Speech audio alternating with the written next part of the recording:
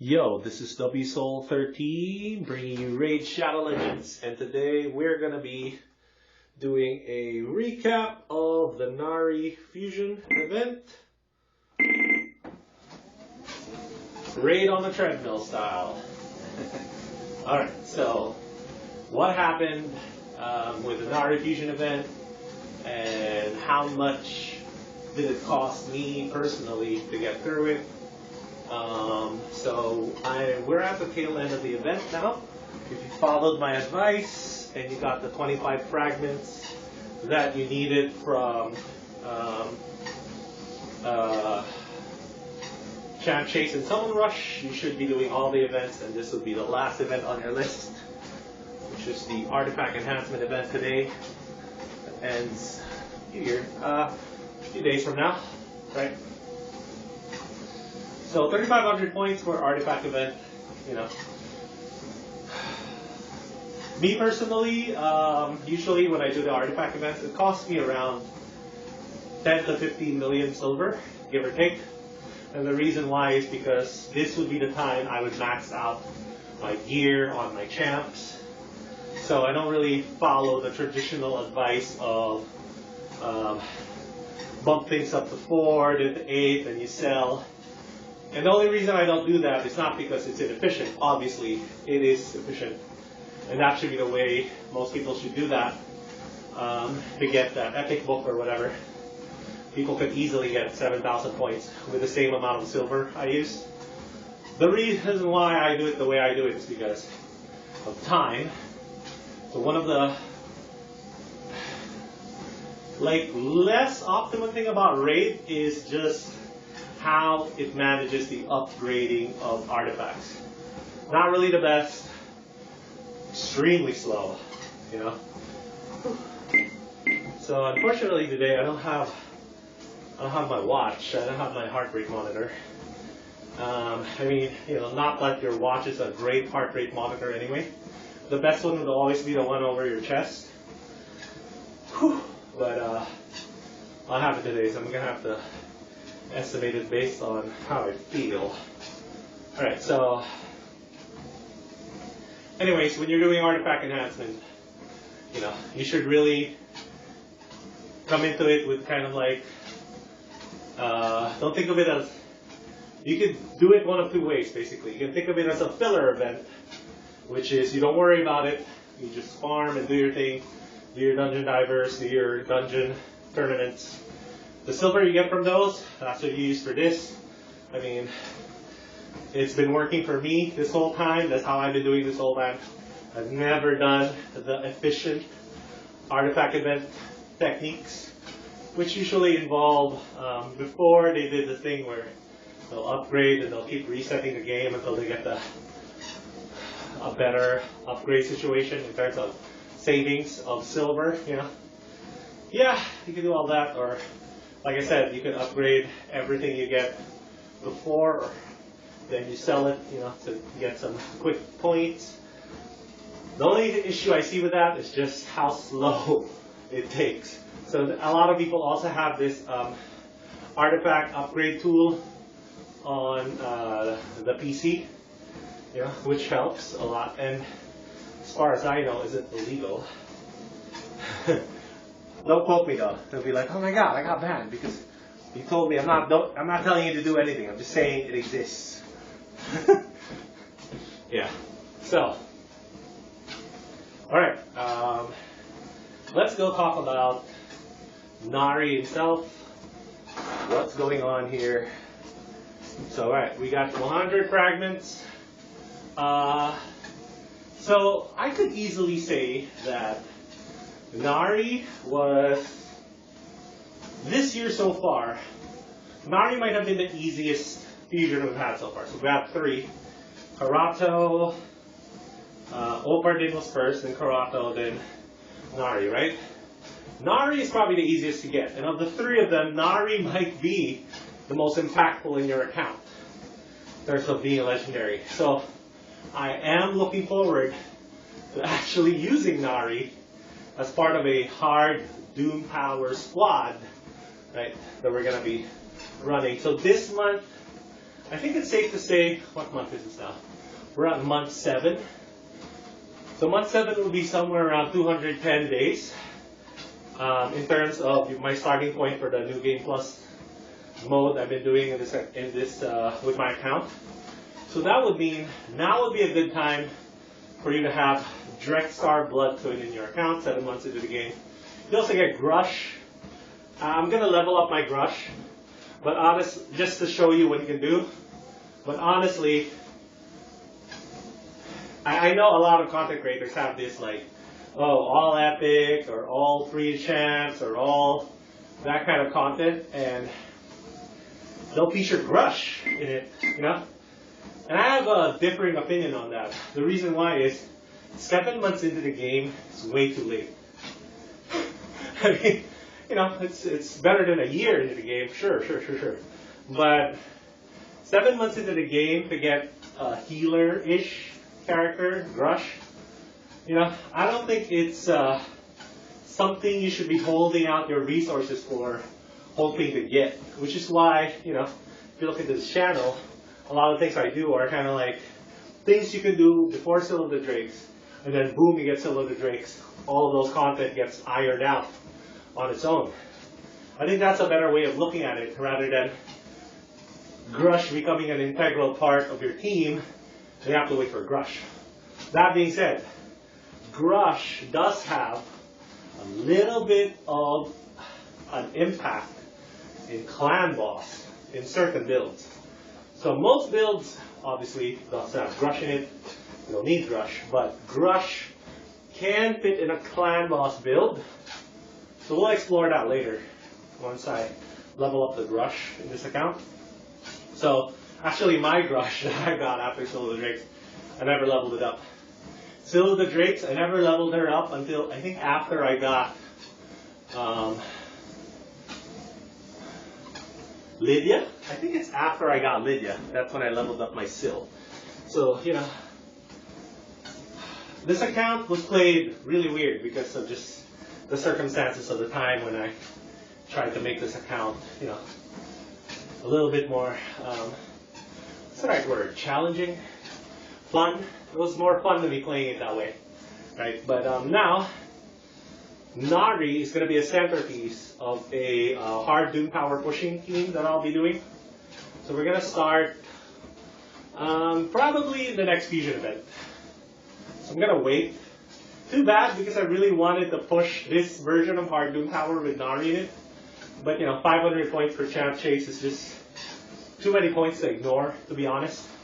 So I'm hoping the next fusion event happens within the next couple of weeks, maybe. Got Champ Chase now, and it's going to be times 10 this weekend. So if they do the summon event next weekend, we'll get a Champ Chase there. Not sure. I'm not sure if that's necessarily a good thing or a bad thing. We'll see. Oh no, I think they alternate between.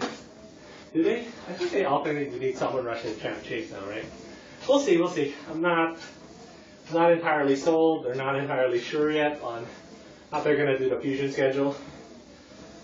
All right. So with that out of the way, I spent. Let's recap the resources we spent for Nari. Okay. First of all, gem count. So I think I started the Nari fusion event with about 6,000 gems. So that would mean I would have, or 6,500 probably. That would mean I have netted negative 1,700 gems. So that's a little bit deceptive because I spent a ton of those gems, maybe like 1,000 gems, reworking Wheatbeer over and over again. Like changing her masteries and getting more energy to get her to get through the Dungeons 20 and 25 solo that they claimed she could do, but on paper, or like whatever, maybe they got lucky on the interval for the HP. But whenever I did it, even if I match the stats exactly like Sugemi said, it wasn't working. So I figured out a way to make it work. Check out that video here on this channel, the true Wheatbeer solo video for Dragon 20, Dragon 25, right? So, yeah. If you take that 1,000 away, That's what, 5,800. So it's about net negative 700 gems for the fusion event. So that's a little bit high. You know, maybe I was a little bit more efficient. I could have been maybe net negative 500 or a net negative of less than 500, like 300, you know. So I did kind of rush a few things because I don't play the game as hardcore anymore. So time is more important to me than saving gems on the game. When you're first coming up in the game, you know, saving gems is a pretty high priority. It should be up there with saving shards, you know, because gems can turn into shards, plus it'll help get you through fusion events. So you usually need roughly around 500 gems in your bank to get through a fusion event, right? If you do everything right. Like 500 is just a safe number, so you can have some emergency energy refills and some. But there's just so many ways to get energy now. You know, I can get it from the clan shop, right? Although, did they take the energy away from here? They did. So there you go. That's something to look out for. You can get it from the bazaar once a week, so you can do it twice. During a fusion event, you get a 300 energy boost from there. There's like so many mitigation stuff you can do for energy now. Plus, you get the 50 energy and the 1 energy pot from the advanced quest. So, you know, I don't think people are as strapped for energy these days as they were when they first did fusion events. So this is why I'm a big fan of diamond handing these shards and gems and resources generally for the fusion events. Get a chance to get champs like Nari, who can positively impact your account, you know, especially when you're trying to get through higher content. So we're gonna try to make a hard Doom Tower push with Nari. I don't know if I'm gonna do it this month though. I might do it next month. Which is, like I said, too bad because I feel like Frostbiter, it might be the easiest version of our Doom Tower to beat. The second would be Eternal Dragon. And then, although they're practically interchangeable. And then I'd say Dark Fae far and away is the hardest version of Doom Tower to beat. So maybe we'll try it next month when Eternal Dragon is in rotation. And we'll see how far Nari can take us. So, as far as shards go, right, so let's take a discussion about shards. I started the month, I started the fusion event with 1,400 mystery shards. So I'm a net negative 1,000 on the mystery shards, which is, you know, pretty good. And then for sacreds, I think I spent 3 on the summon rush and then 2 on the champ chase. So 5 sacred shards all in all. I didn't pull any other shards. I didn't pull ancients, I didn't pull voids. So I just did mysteries and sacred shards. And I got Nari. Of course, you know, yours will vary by a lot, especially if you went harder in champ chase. Some of you might have spent less, to be honest. Because if you had an extra fragment summon, an extra legendary fragment summon for champ chase, you spent at least 2 sacred shards less than me, you know. Or if you got lucky with your 1 sacred and you pulled a legendary, things like that. The champ chase is a little bit more RNG dependent, but in terms of just value, 5 sacred shards. I got Nari. I got some new epics. I think I got Husk would be the big one that I got. I think. Not really. I don't remember anybody else. The mystery shards, you can get a impactful rare there, like a Master Butcher. I think is one that's an impactful rare you can get from there. Gnarlhorn, Apothecary, you know the drill. Frozen Banshee, even to a lesser degree, Coffin Smasher, Bog Walker, those types of guys. They're impactful actually as mystery shard rares. You can get Soldan Boyer, probably another one that I'd look out for. So yeah.